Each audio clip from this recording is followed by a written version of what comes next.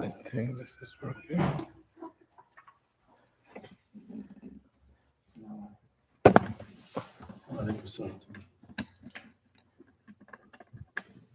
Now, do you know how to tighten it? Do you know how to tighten it? It comes. I can take this orange thing off. No. Okay. Yeah, hold on. And now move from the front.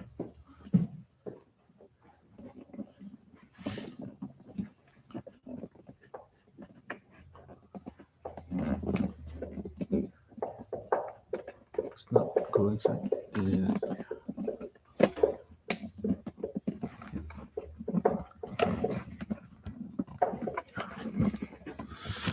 And then, no, I think. It's showing your face. I think. So the already.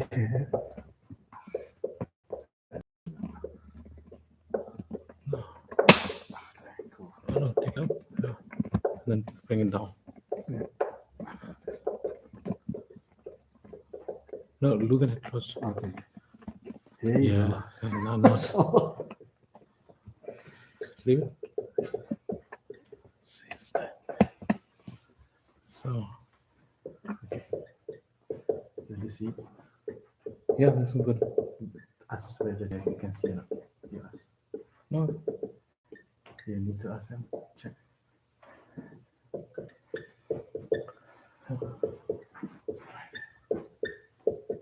Okay, sure. Yeah. Okay.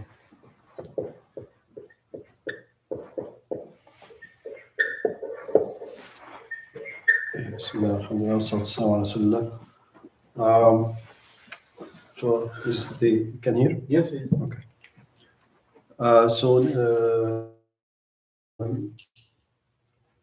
Continue inshallah with the book of funerals. We're still talking about the sick, a person that is sick. So a person that is sick, if he thinks that he or she is close to death, they should give advice or direct their family to have patience after their death and avoid wailing and screaming. So you shouldn't wail or raise your voice after this person dies. It was a habit of some people to scream after somebody dies, so they shouldn't do that. Have patience and avoid wailing and screaming, and avoid innovations related to funerals. Inshallah, we talk about this in more detail. So certain innovations are related to funerals, and it became habits in some places. So we need to recover these ones. He should also advise them to avoid these innovations related to funerals. Okay.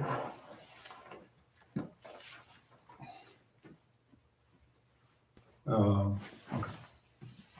Let me use this space.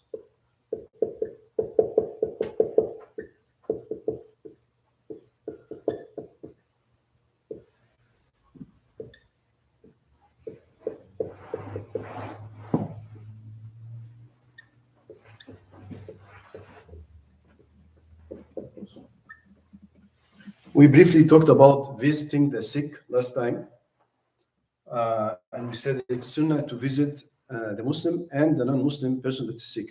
I will detail that now, inshallah. A little bit more details on that.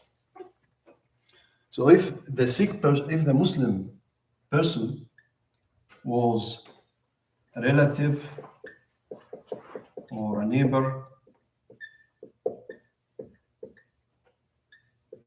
or related, somehow, co-worker, something like that, etc.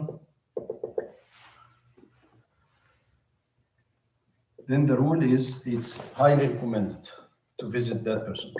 Means that it's emphasized sunnah. We can write more, better than highly recommended. We can say it's an emphasized sunnah.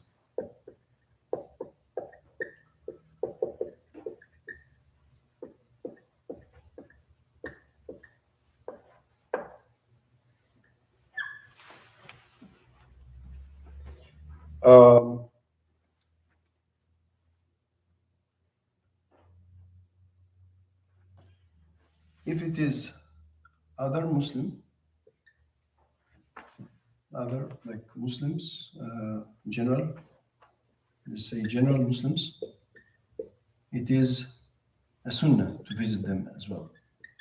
If a Muslim that you know, or even you don't know, but you hear that he got sick, general Muslim, it's sunnah to visit them.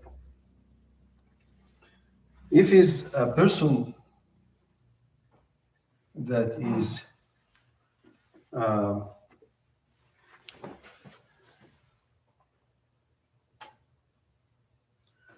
famous for a major sin, like a person who owns a nightclub, for example, a Muslim that owns a nightclub, or that he and he's out spoken about major sins, such a person, we are commanded to stay away from them. So it's haram to visit them, actually. You shouldn't visit such a person. Depending on the situation, it might be also disrecommended. So it's can be haram or disrecommended.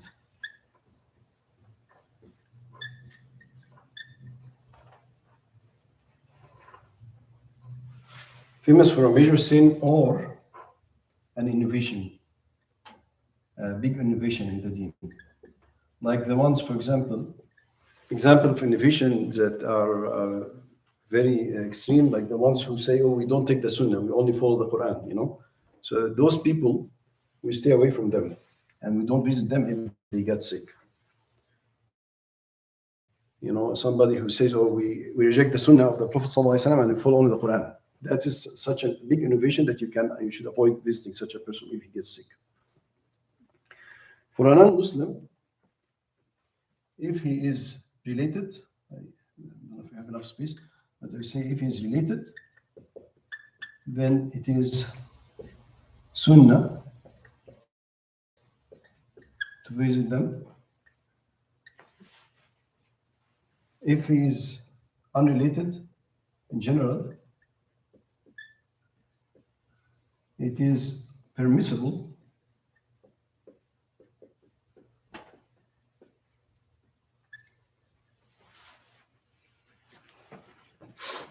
if he is fighting Islam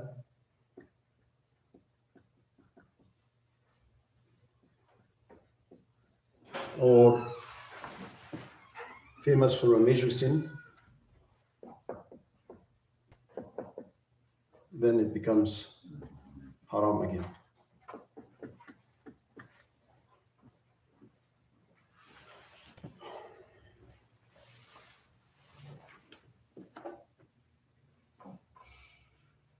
Okay.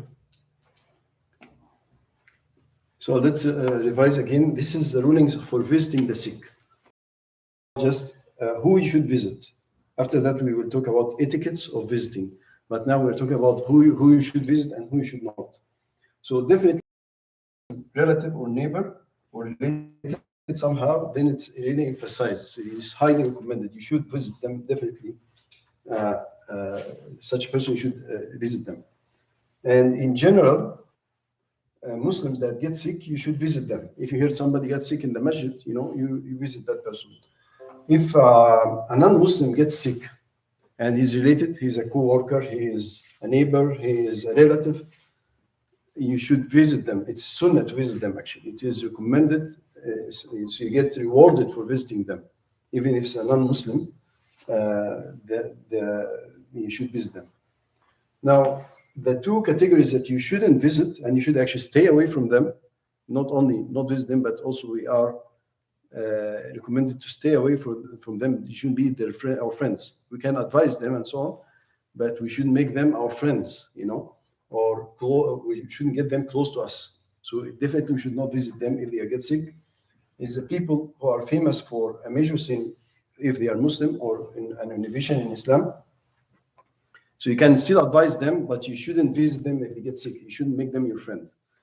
And the people who are fighting Islam or speaking outspoken against Islam, like we like many, we see these people around us in many places, right?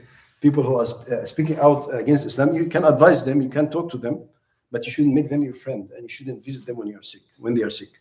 And if similarly, if a non-Muslim is famous for a major sin, a non-Muslim that is famous for something, what we call it, against the values, against the good character, like famous for some bad character, you should still stay away from them as well. Okay. So, for example, a non-Muslim that is running a nightclub or a brothel or something like that. So that's somebody you stay away from. Okay. We have 3 minutes, inshallah, we can cover. Any questions so far? Good. This for the famous or major sins. This is just for the sick. What about outside of that? So a person that's so you shouldn't make him your friend. You should where the Imam Shubin, he says, we are commanded to do a muhajara for them. We stay away from them as friends, but you can always advise them. But you shouldn't, for example, if you're having lunch, you shouldn't have a lunch with such a person, Visit his home. Yeah. Or visit his home. Or visit his home and so on. No, you avoid such a person. You don't, because you get affected by their their bad behavior. Eventually, you or your kids or somebody will get affected by them. Unless it's for the purpose of dawah. Yeah, you can visit them for as I mentioned. You can advise them. You can visit, make da'wah and so on, but not. Play soccer with them. Play soccer. I don't know. No, with the intention of making a friend. I mean, it happens all the time. People are into bad things, Right. and you invite them to. Why don't you come for soccer? And Yeah, then you know can- that they you will can- survive with you. You can advise them for that purpose, but you shouldn't make close friendship with them. Yes, and a practicing Muslim. Oh, definitely, you should visit him. If he is relative or neighbor or related, you should visit them definitely.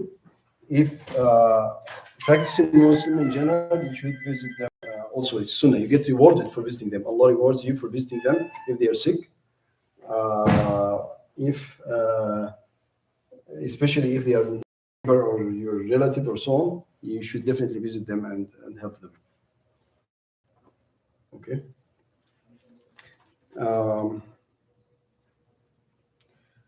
We have 1 minute. Inshallah, I will use the time till its end.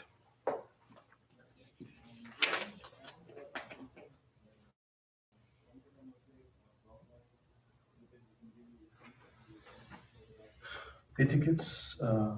Etiquettes. I don't know. Etiquettes is double T.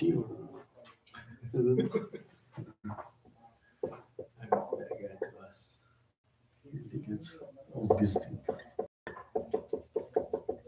We don't have much time, but we'll talk about that, inshallah, more in next time. But the first thing is, don't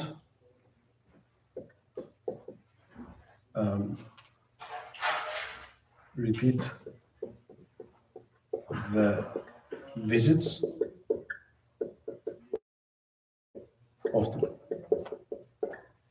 Don't repeat the visits often. You just visit once in a while, so that you don't bother the person that is sick, And there are other etiquettes, inshallah, we'll cover more of them, inshallah, next time, inshallah. Any questions so far? All good? Inshallah, we'll stop. We'll not have a class on Sunday. Inshallah, our next class will be on Tuesday. Sunday is off, and we'll continue on Tuesday, inshallah. جزاك الله خير. سبحانك اللهم وبحمدك نشهد ان لا اله الا انت نستغفرك ونتوب اليك. الله أكبر.